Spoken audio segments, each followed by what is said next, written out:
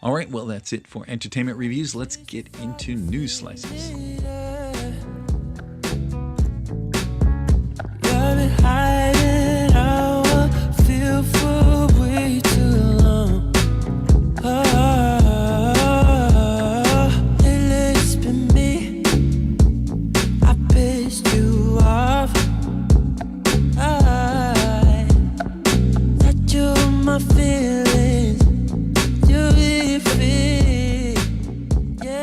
This is some sad news. This is some very disturbing news. I don't know if you know about this, but probably you've heard similar stories. I've heard similar stories, but this was an interesting video that I saw and I posted it. It's about the Galapagos Islands. Do you know the Galapagos Islands? Very famous islands in, near South America, way down there, Central America. And these are the islands. These were made famous by Charles Darwin. Charles Darwin, the famous scientist and theorist, and basically the father of evolution, the theory of evolution. He came up with the theory of evolution while he was in the Galapagos Islands. And the Galapagos Islands they're well known for their wildlife. They have unique wildlife that you can't see anywhere else. And so that's why this is a particularly sad story, because that wildlife is being threatened by plastic. And that's what this video is about. The Galapagos Islands are basically drowning in plastic trash. Okay, why? Well, because the ocean is full of plastic trash. And I think I posted about this a long time ago, maybe a year ago, maybe not that long, but the amount of plastic in the ocean is just huge. I heard it's like the size of Texas, the size of the whole state of Texas. There's that much plastic just floating around in the ocean. For many reasons. It gets dumped, it gets thrown away, sometimes falls off of ships, whatever. But it's out there and it's floating in the ocean, and that plastic doesn't biodegrade, it doesn't go away, it just stays there. And a lot of times it floats up to places like this island, this group of islands, the Galapagos Islands. Plastic is landing there in so much plastic they just can't even clean it up, because there's just too much of it. And it's really sad. The animals are suffering, the wildlife is suffering, and it's just damaging the environment, and it's not pretty to look at as well. So this was a little sad for a news slice, but I thought it was very important. I don't know what to do about it, but the video does talk about some cool things the scientists are doing. I think technology is improving, so we should be able to hopefully solve these problems. But the first step to solving problems like this is always awareness. Awareness, being made aware of what the problem is, what it's doing. And so that is why I like to post these videos. So let's listen to it. Galapagos live from the ocean. Galapagos depends on the ocean. If your heart doesn't break when you see this, in the Galapagos, I don't think nothing is gonna motivate you. Of all the plastic that enters the ocean, we can only see about 1% of it. The other 99% is missing. It entered the ocean and it hasn't been seen since. When I was a little kid, I remember picking up the trash from the beach, and you could feel that difference. But now, even though you try to clean every day, it's still coming, from nowhere, One of the most remote locations on Earth, the Galapagos Islands' nearest neighbour sits 1,000 kilometres across the Pacific Ocean. The islands are not only beautiful, but home to a unique ecosystem, with land animals, marine life and plants that are found nowhere else on the planet. This distinctive habitat inspired Charles Darwin's theory of evolution, and Galapagos remains one of the world's most biologically significant landmarks. But despite its remoteness, even beaches here are awash with litter as plastic waste from around the world arrives on its shores.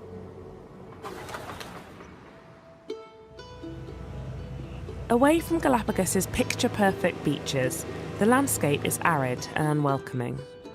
It's in these areas, rarely visited by tourists, that the extent of plastic pollution can be seen. I took a boat to Santiago Island with marine biologist Juan Pablo Muñoz Perez. Plastic waste from the ocean washes up on this exposed coastline and accumulates among the lava rock.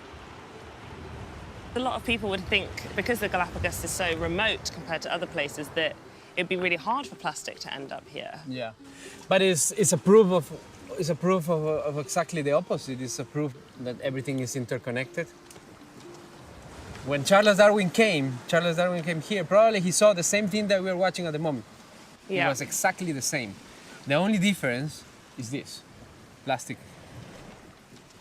I don't know when humans started to believe that something that is in plastic is safe. Something that is in plastic is okay. What is the opposite? Forget about that. Like a plastic bottle like this is gonna disappear in 1,000 years. Forget about that's a lie. This thing that is gonna disappear in 500 years, that's a lie. A bottle is gonna disappear that's a lie. A diaper is gonna disappear in 1,000,000 years, that's a lie. So where's it going to go? Never is gonna disappear. It's gonna be in this planet forever. It just gets smaller and smaller and You smaller. can see the blue, like and dust smaller. in your hand. Exactly. That is microplastic. Nobody picked that bottle. It's gonna eventually end up like this. Yeah. And that's the scary part. How are you gonna clean that? It's impossible. Yeah. You can't. And that actually is the one that we are eating, we are drinking, we are breathing every day, everywhere in this planet.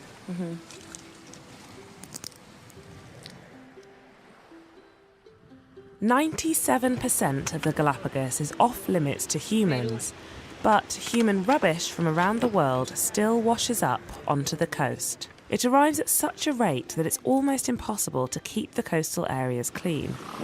Animals here are now living among piles of our rubbish, mistaking it for food or becoming trapped in debris.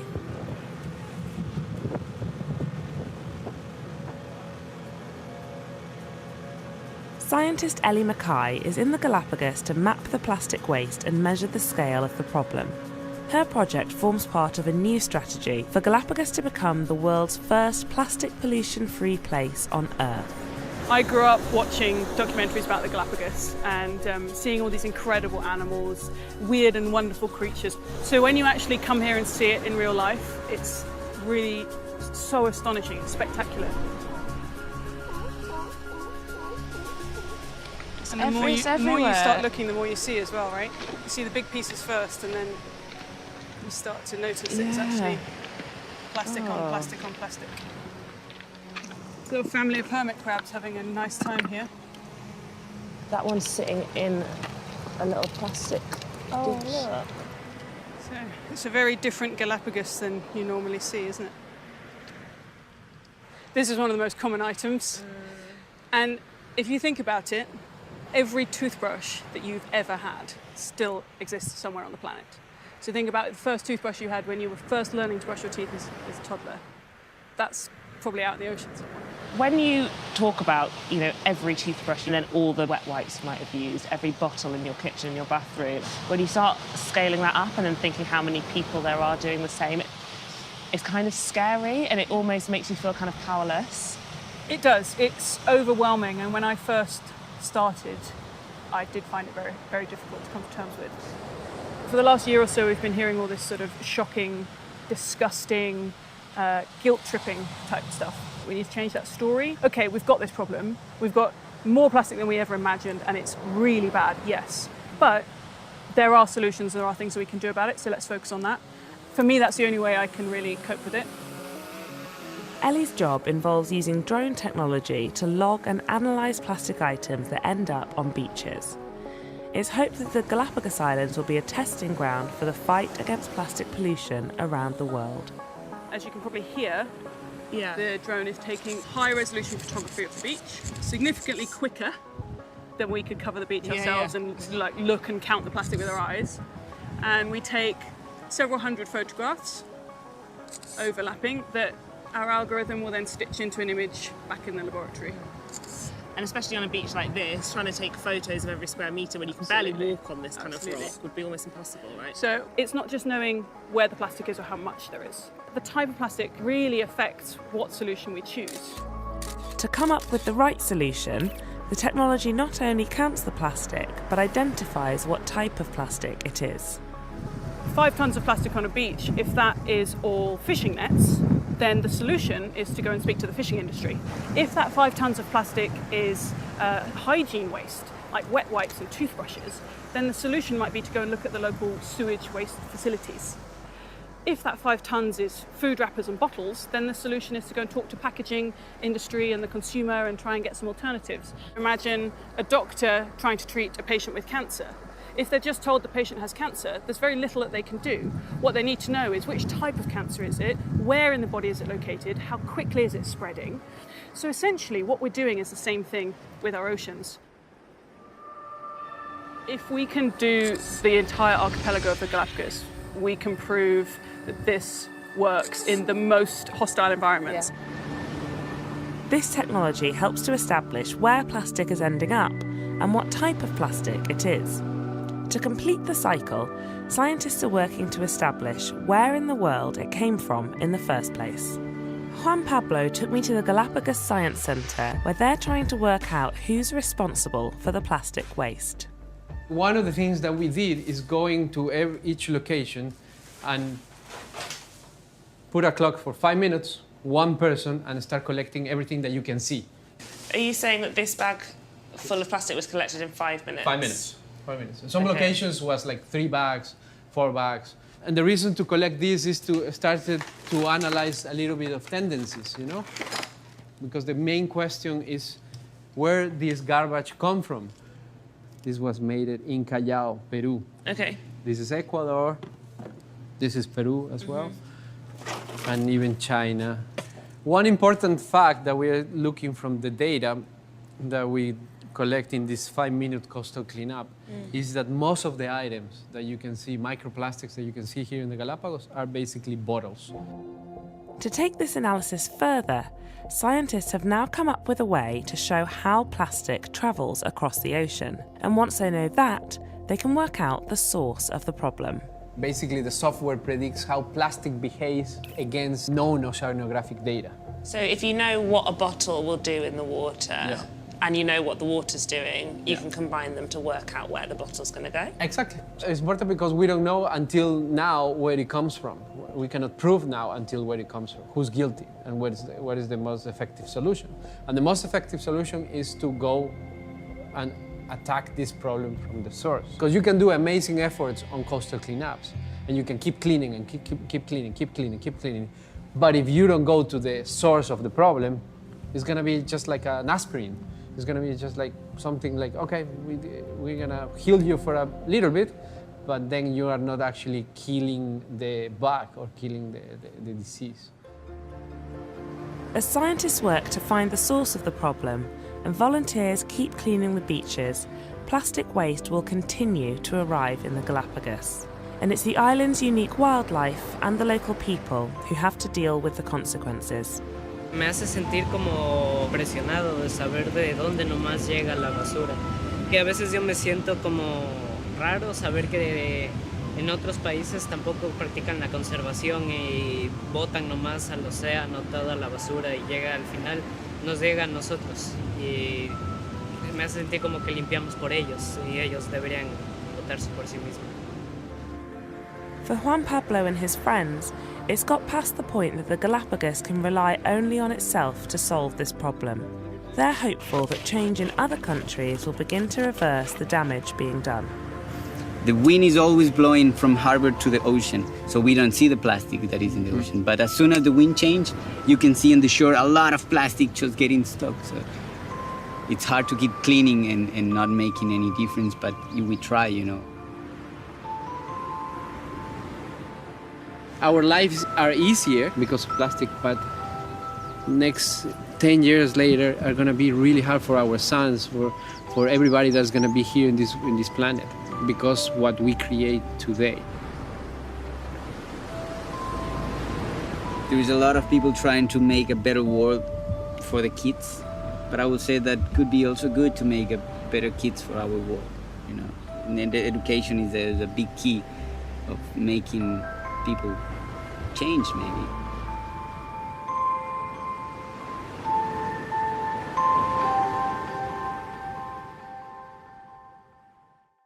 right, well, hopefully we can use less plastic in the future going forward, or even now. It might be a good idea for us to try to stop our dependence on plastic. That would be a good step in the right direction. Well, it's time to study some English, so if you're ready, let's do it.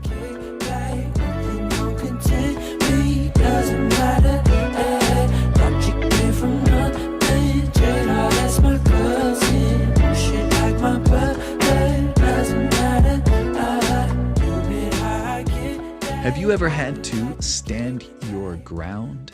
Stand your ground. That is the phrase that I posted about this week on the blog for English Time. Stand your ground. This is a phrase that we use. You know, there's two kinds of ways to use this phrase. One is a very literal meaning, and this is where the term comes from. The literal meaning is it's a military term. Okay, and you need to know the literal meaning first, because this is the origin of the phrase. It's a military term, an army term. Armies use this in battle. When they're fighting in a war, okay, they use this term, stand your ground. Okay, and ground, G-R-O-U-N-D, just means the earth that you're standing on, right? The ground, land underneath you. Okay, so in battle, when the commander says, stand your ground, it literally means don't move. It means just stand there. Stay where you are. Don't move. Because, you know, if people are shooting at you in a war, our first reaction is to run away, right, or hide. But sometimes that's not an option in the army, so the commander has to say, stand your ground. And you're supposed to listen to him and just stay there and fight. That's how that works in the army. That's why I didn't join the army. Okay, but that's what it means. Stand your ground means don't move, don't run, don't hide, stand where you are, don't move. So you can, and also it basically means fight too, right? Because if you're going to stand there, the other army is going to come after you, so you're going to have to fight. So it basically means stand and fight. Don't move, right? So stay on the ground that you're standing on. Don't run, don't retreat. Just stay there, stay right there and fight. Okay, that's what this means in the literal sense when you're talking about an army, okay? Or sometimes also sports teams. We use it for sports teams, you know, like football, especially American football. You know, they literally have to push the other team, and the other team, they have to stand their ground. They can't move back, right? They have to push them the other way. That kind of thing. Rugby, those kind of sports, we use that. Stand your ground. Okay, so that's the literal meaning, and that is very common. But more common than that, okay, because most of us aren't playing in professional sports teams and most of us aren't in war. Okay, so the more common way is a less literal way. It's more figurative, okay? We say stand your ground when we're talking about our opinion or our position on something we believe strongly. Okay, so if you believe something very strongly, okay, then you can say stand your ground. So in this case, it just means don't let anyone change your mind or change your opinion or change your position. Don't let anybody change what you believe. Okay, so if you stand your ground about something you believe in, it means that you don't let other people's opinions change your opinion or affect your belief. Okay, that's what that means, stand your ground in the figurative sense. Okay, so for example, the example I gave is if you think Mitch's Daily English is the best way to study English, okay, and then you have a friend, some dumb, stupid friend says, no way, I have a better blog and you should read that blog. Better than Mitch's Daily English. I know a good blog, you should read that. Then I can say to you, hey you, stand your ground. Don't let your friend convince you of lies. Yeah, there's no other blog better than Mitch's Daily English. There's no other podcast. Yeah, don't let your friend convince you or try to change your opinion. So stand your ground. That's what that means. Okay. So in other words, don't change your opinion. You were right. You were right in the first place.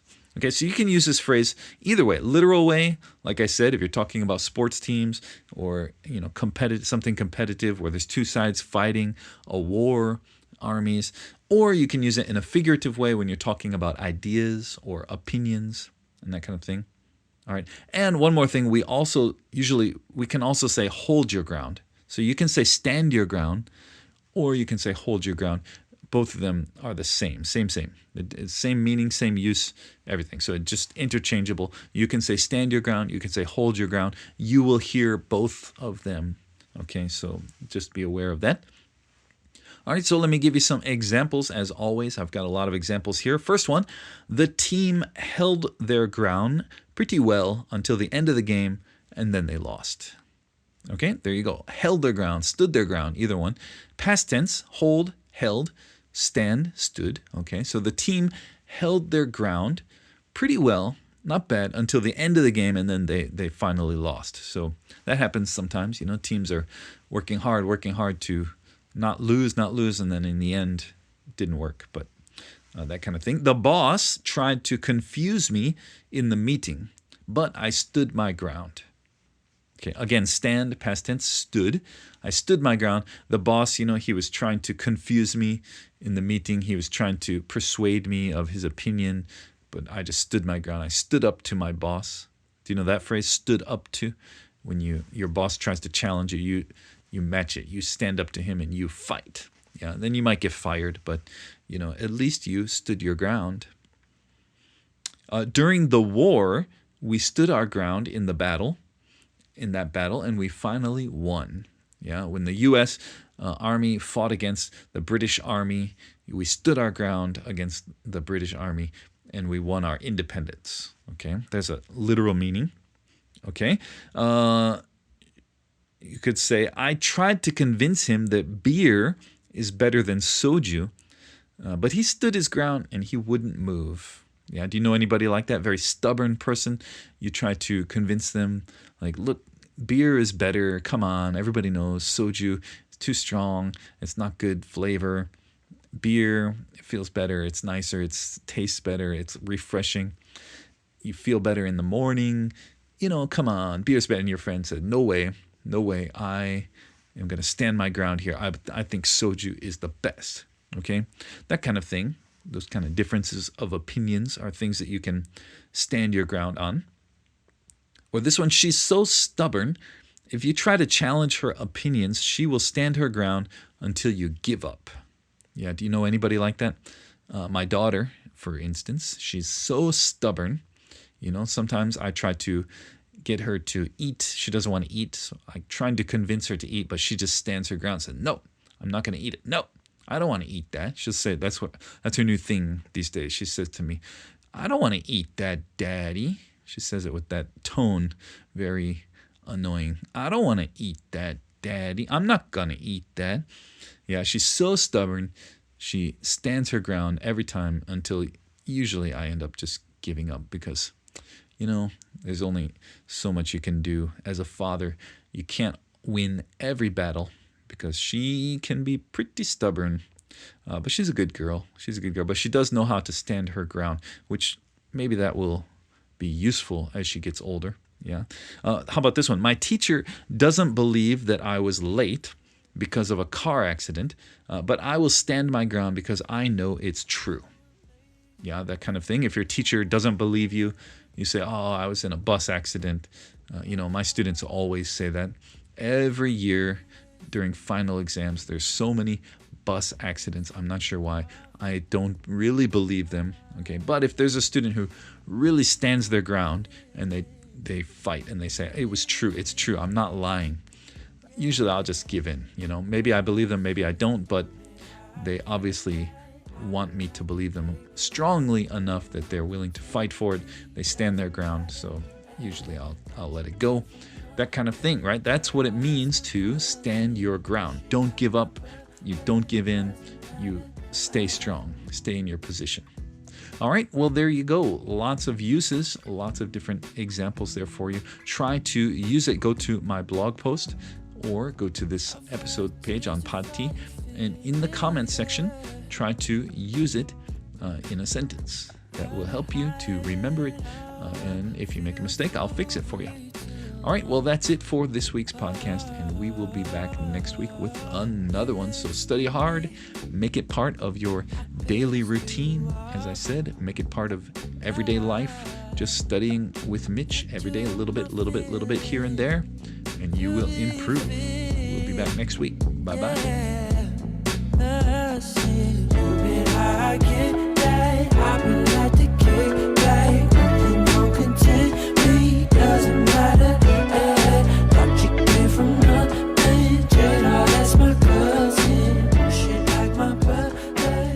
This audio podcast is brought to you by Mitch's 미국영어, an interactive online learning experience for you to learn how to speak like a native English speaker. Also brought to you by Mitch's Daily English Neighbor blog and Facebook page. Go to www.mitchinenglish.com to download Mitch's 미국영어 application for free today.